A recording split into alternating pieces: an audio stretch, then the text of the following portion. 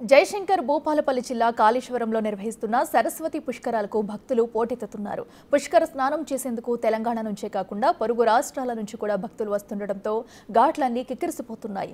భక్తుల తాకిడి పెరగడంతో కాళేశ్వర ముక్తేశ్వర స్వామి వారి దర్శనానికి ఆలస్యమవుతుంది.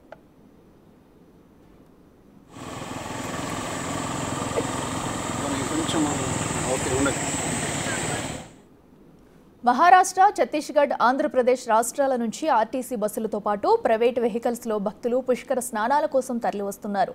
సరస్వతి మాతకు చైర, సారే, పసుపు కుంకుమ సమర్పించి మొక్కులు చెల్లించుకుంటున్నారు. భక్తులకు ఎలాంటి ఇబ్బందులు తలెత్తకుండా అధికారులు గైడ్ చేస్తున్నారు.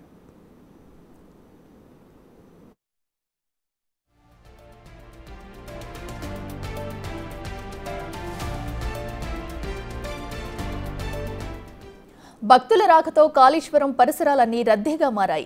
మహదేవ్పూర్ నుంచి కాళేశ్వరం రోడ్లో ట్రాఫిక్ జామ్ ఏర్పడింది. స్వయంగా బైక్పై వెళ్లిన కలెక్టర్, ఎస్పీ ట్రాఫిక్ ను క్లియర్ చేశారు. రద్దీ నేపథ్యంలో వాహనదారులు, భక్తులు సహకరించాలని కోరుతున్నారు.